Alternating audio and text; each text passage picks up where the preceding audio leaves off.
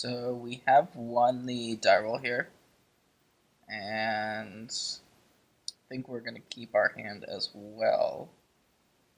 Got some acceleration, which is what we're looking for. Explore is more or less a cantrip in this hand. We don't have enough lands to really have it be too much more than that. So we do have the option to suspend Search for Tomorrow here if we want to on turn 1, but I'm actually not sure that we do, because we kind of want to get the Expedition into play and then get our fetch land into play after it to be able to double trigger the hard Expedition off of our foothills, and we're not really in that big of a rush to cast this Search for Tomorrow. So I actually just like playing the Cinderglade and then planning on playing the Expedition on turn 2. And we could have played the Expedition on turn 2, going Search into Expedition, but then we would have had to crack our foothills, so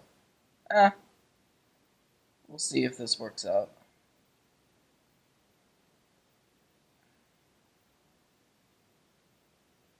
And our opponent has led on a nice looking Scalding Tarn. So we'll see exactly what that means. It looks like it could very easily be a Grixis deck of some variety.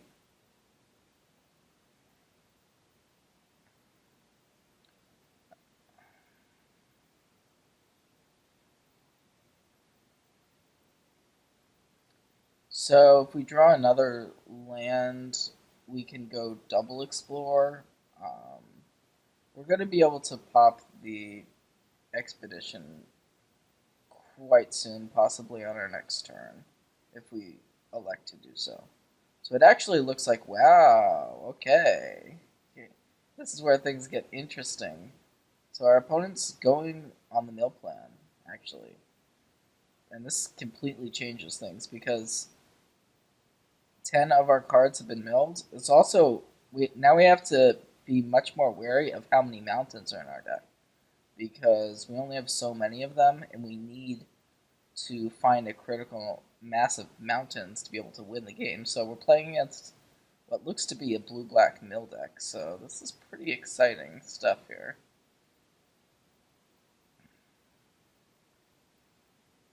So, a couple options here, but I think I like firing off the Explore, although cantripping isn't exactly optimal against a deck that's trying to mill us out.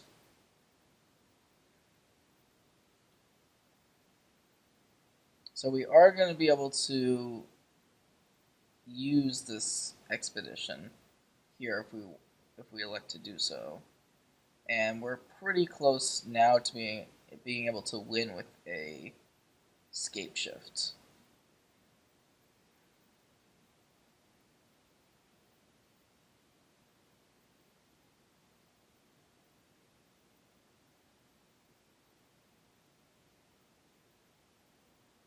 So the question is, we still have a bunch of mountains left. I think we want to get a forest here. And that's all of our forests, all of our basic forests, because one of them has been milled.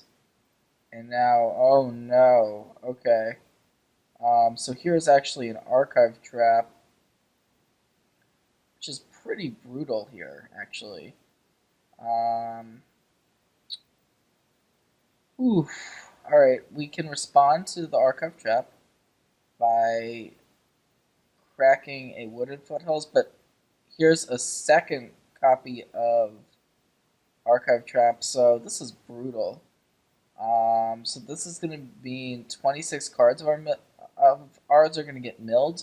The reason why I sacrificed in response to this was to be able to make sure we had enough lands in our deck to be able to find lands with these foothills and Alright, I guess we are going to get archive trapped here.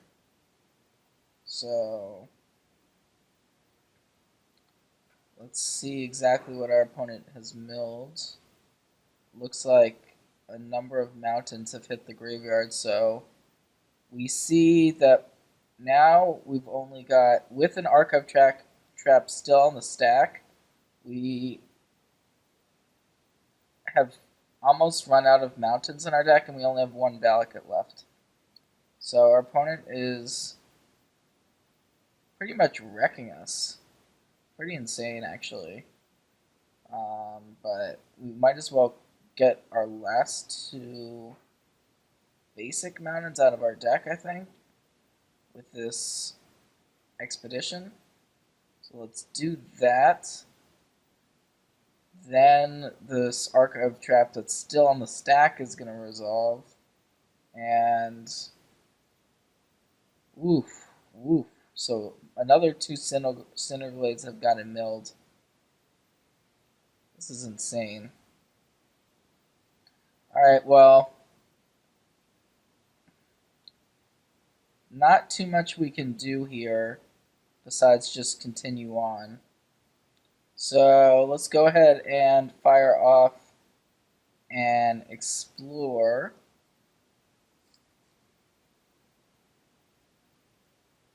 So here's that explore. Now we can play our wooded foothills, but it's not clear we even have. We'll see what we have left in our deck. So it's actually just a Primeval Titan, a Valakut, and two Stomping Grounds. So we can't find anything with our search for tomorrow. We might not even want to find one of these Stomping Grounds. This is pretty sick. Alright, gonna go ahead and grab a Stomping Grounds, but our opponent has pretty much, on turn 2, stopped us from winning. If we draw our one Primeval Titan that's left, we could conceivably win with that, but we've only got 8 cards left in our library. And here's a copy of Breaking. So that's going to do it. Wow, we got milled out and basically lost on turn 2, but that's pretty absurd. I mean, the blue-black deck isn't going to be able to do that consistently, I don't think, but even so, that was just crazy. All right, so let's take a look at what we are working with here after board. So we know that our opponent's got a ton of mill stuff, and we don't really have much in order to deal with that type of strategy, but we can take out some of our cards that we know are just bad in the matchup, and we do have a proactive deck, so we can still just win if our opponent doesn't have as great of a draw as we saw in game 1. So I like taking out the Anger of the Gods. We can board in Courser of Cruiser and Tireless Tracker if we want to. Nature's Claim is another option if we think that our opponent's got artifacts and enchantments, but it's hard to know exactly what's in our opponent's deck, so we can't sideboard too much. Chalice of the Void on 2 might be good, but we didn't really see 1 mana card, so I'm not really a huge fan of the Chalice. And Chalice of the Void on 2 also shuts down a lot of our cards.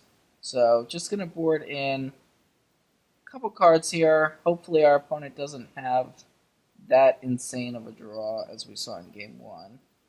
And yeah, this is a keep. We have possibly a turn 4 Titan in the making. So we can play Sakura, sacrifice it, and here's a Jace's Phantasm. So that can get big really quickly. We don't have a lightning bolt. So it's something we have to be aware of. If our opponent goes ahead and mills a bunch of our cards here, then the Phantasm is immediately going to become a 5/5 flyer.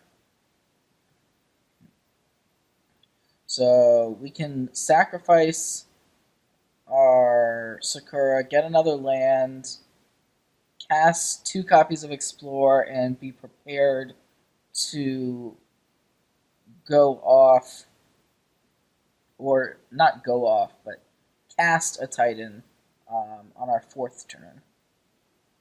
But here's a breaking, so we are going to let that resolve, and that's basically just a worse glimpse of the unthinkable, essentially.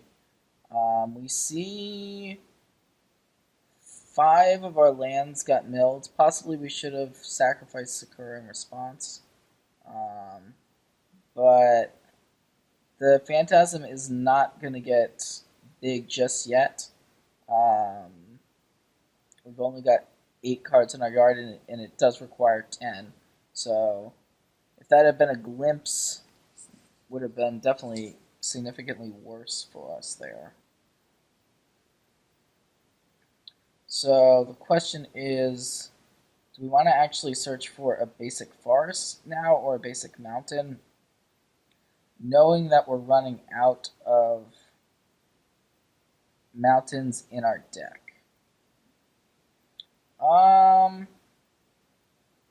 Tough call. Let's go with the mountain, though. Just kind of going to be on the plan of hoping that our opponent doesn't do what we're most afraid of. We drew County Heart Expedition, so we can run this card out, and then we've got the option of playing a fetch land, which I think we want to go ahead and do. That way we can get 3 counters onto our County Heart Expedition. And now I do think we want to get a basic forest.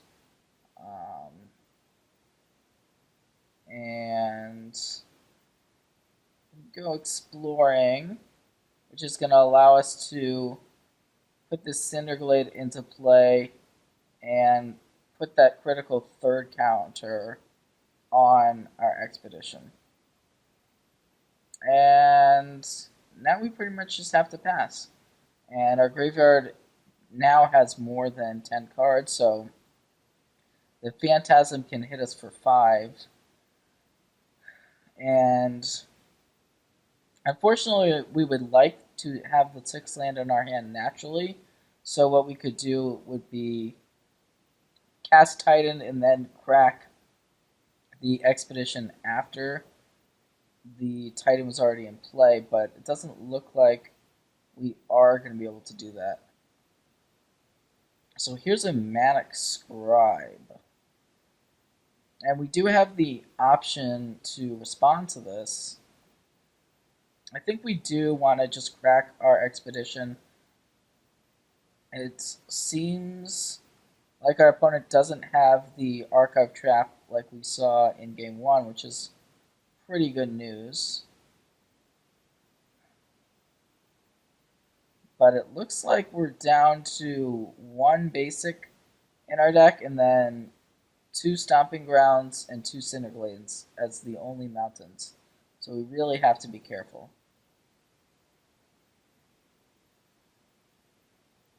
And, alright, let's see if any of our lands that we care about got milled. No, they did not.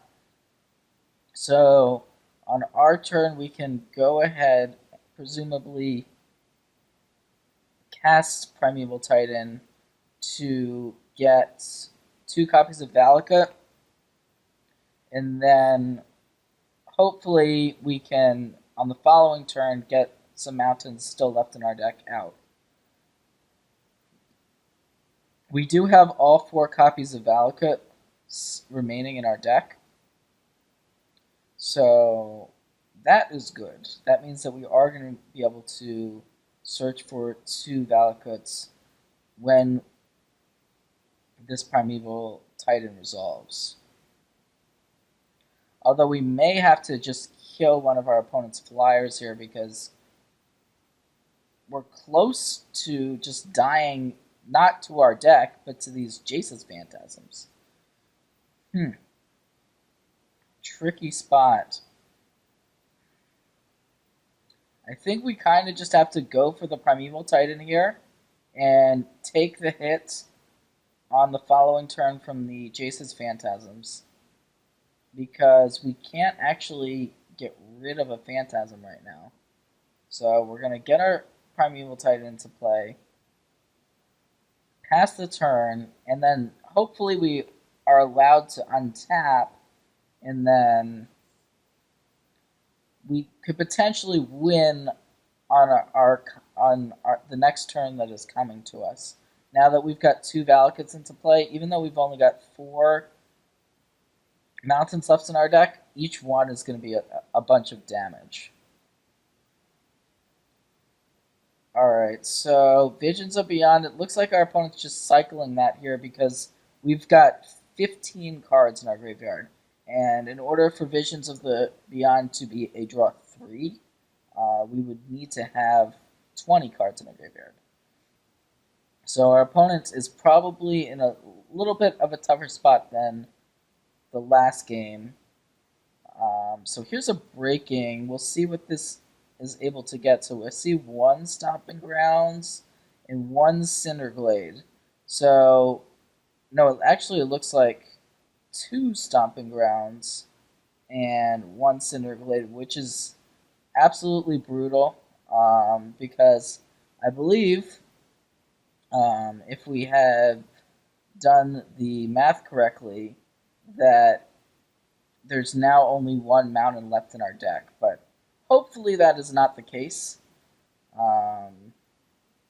And if our opponent doesn't realize that, maybe, your opponent may just concede thinking that we have lethal, or play conservatively, but we may not have lethal, as it turns out. Which would be bad considering these Jace's Phantasms can deal us have the ability to attack us for 10 right here if our opponent elects to do that. And I would guess that this breaking was just immediately drawn off the Visions of Beyond. Otherwise, our opponent probably would have cast the breaking first to make sure that we have had more than 20 cards in our graveyard. And so this is a pretty good card. It's breaking and entering. And so here's an extirpate. So it looks like our opponent's actually going after our Scapeshift. And so now the jig is pretty much going to be up in terms of what's going on, what we have in our hand, and what's still left in our library.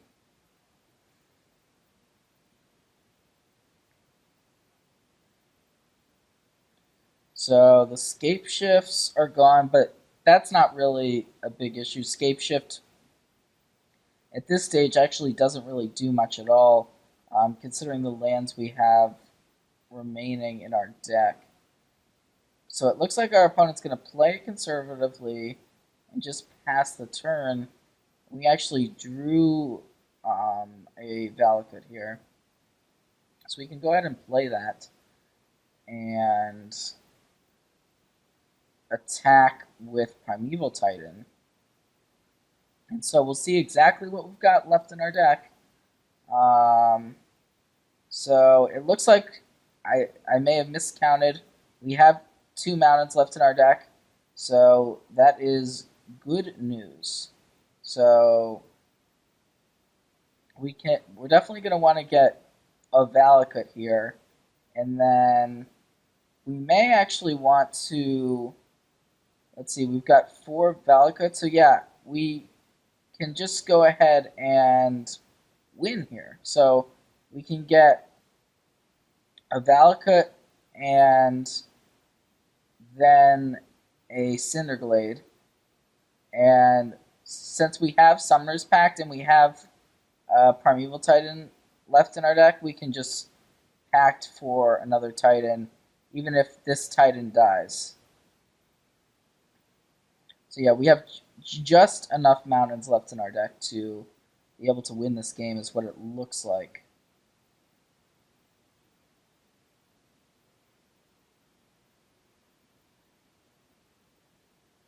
So that's going to be 12 damage right at our opponent's face. And sure, our opponent's going to make blocks to get rid of our Titan, but that doesn't really matter. We're just going to be able to get another Titan, and this should do it.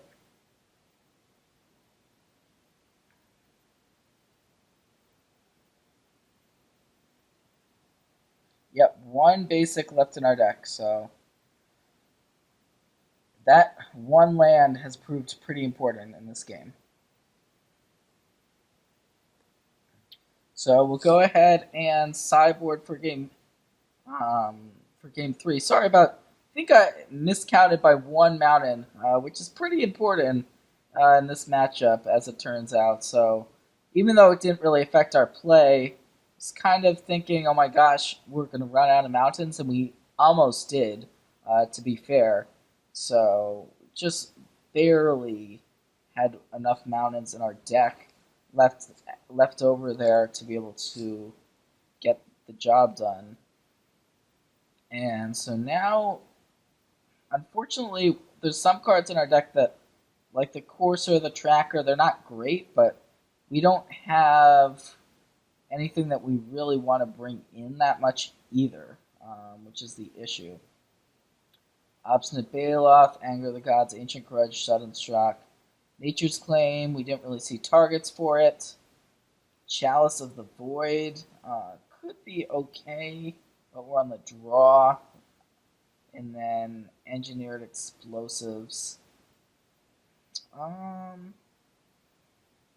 Yeah, let's go ahead and just submit this the same configuration for game 3.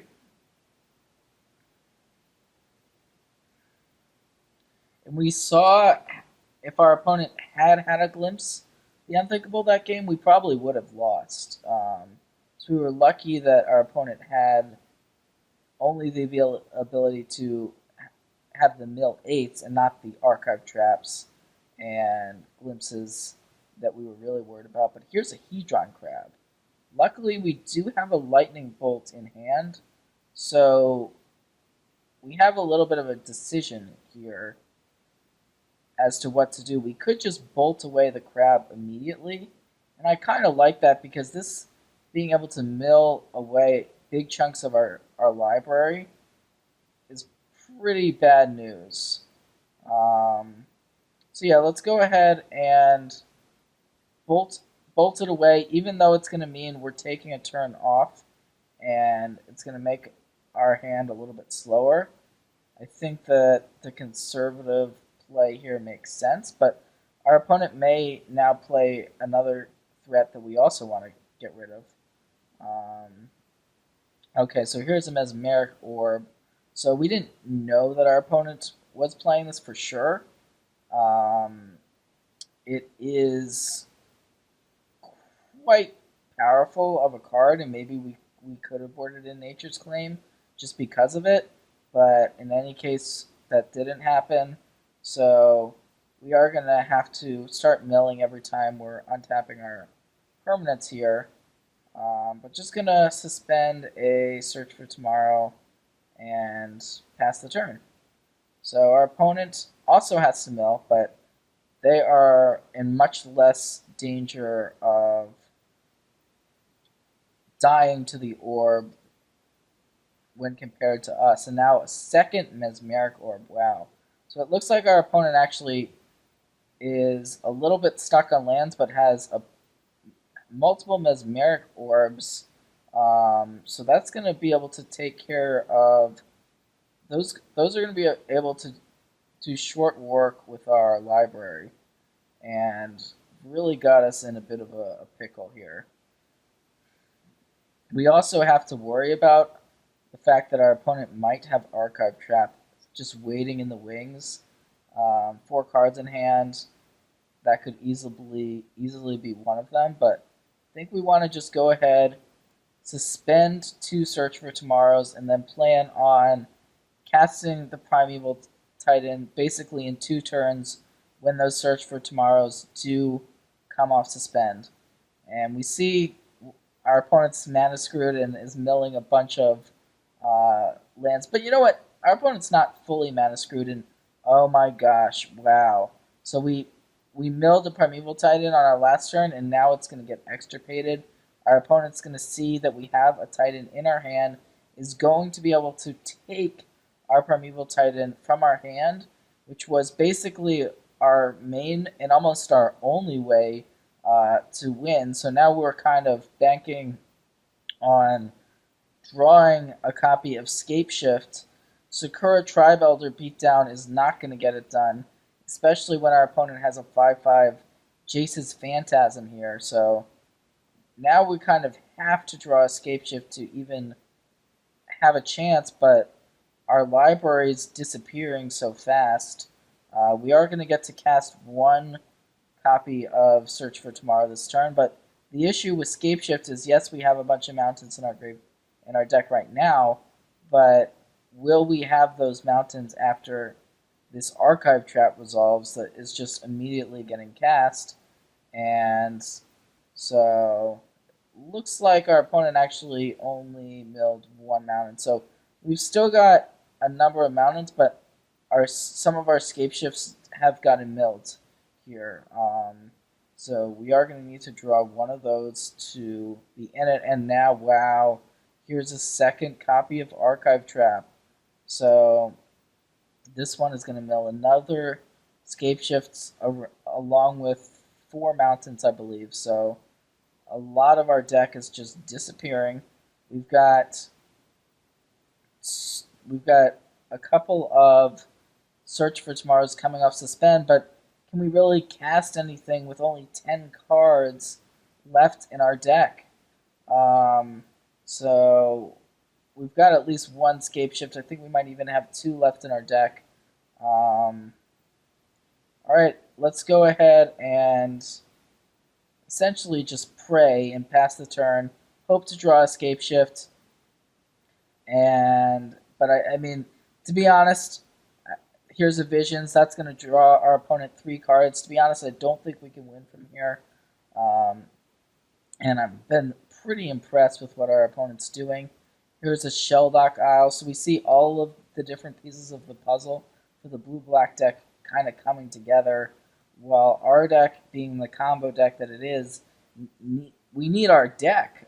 We need to have cards in our deck to be able to function, and that is not the case right now. We basically, even if we draw a Scapeshift here, and here's an Extirpate, that's actually going to go after Lightning Bolt. Our opponent may realize that Scapeshift is not going to be enough to win the game here. And because what we can do is we're just not going to have enough mountains in our deck so to be able to Scapeshift. So we can cast a Search for Tomorrow. We see that we actually do have just lands and Scapeshifts in our deck, but even if we draw a Scapeshift, it's not going to be enough. So just going to go ahead and concede here. Pretty impressive showing for the blue-black mill deck.